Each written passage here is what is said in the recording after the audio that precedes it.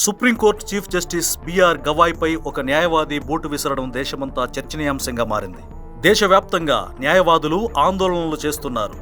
అయితే ఈ విషయంలో తప్పంతా జస్టిస్ గవాయ్దే అన్నట్లుగా ఒక వర్గం కొద్ది రోజులుగా ప్రచారం చేస్తోంది. కానీ ఇందులో చీఫ్ జస్టిస్ తప్పులేదు. అసలు వాస్తవం ఏమిటనేది ఇప్పుడు మనం తెలుసుకుందాం. ఒక వర్గం రెచ్చగొట్టేలా కావాలనే ప్రచారం జరుగుతోంది. దాడి చేస్తున్నట్లుగా నెటిజన్లు కొందరు కామెంట్లు పెడుతున్నారు.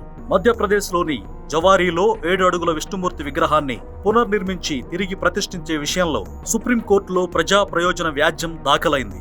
ఈ కేసు విచారణలో భాగంగా కోర్టులో జస్టిస్ గవాయ్ ఇది పురాతన విగ్రహం ఆర్కియాలజీ పరిధిలోకి, కేంద్ర ప్రభుత్వ పరిధిలోకి, యునెస్కో వరల్డ్ హెరిటేజ్ కిందకు వస్తుంది. ఈ విషయంలో సుప్రీంకోర్టు జోక్యం చేసుకోదు అని ఆ వ్యాజ్యాన్ని డిస్మిస్ చేశారు. అయితే కేసు వాదిస్తున్న రాకేష్ కిషోర్ అనే న్యాయవాది మాత్రం పిల్ను డిస్మిస్ చేసిన నేను విష్ణుమూర్తి భక్తుడినంటూ పదే పదే వాదిస్తున్నారు.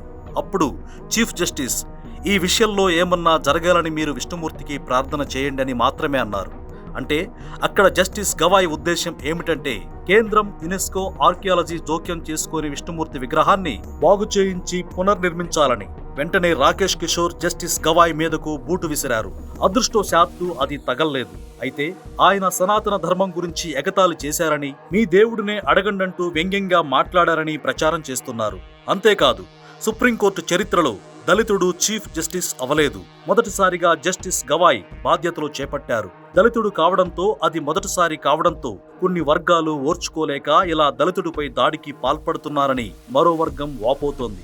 ఏది ఏమైనప్పటికీ వ్యవస్థలను మనం కాపాడుకుంటే తర్వాత ఆ వ్యవస్థలే తిరిగి మనల్ని కాపాడతాయి. ఒకవేళ ఆ వ్యవస్థలు కొన్ని సంస్థలకు, మనుషులకు లొంగిపోతే భగవంతుడు కూడా కాపాడలేడు. ఇది ప్రజలు గమనించాలి.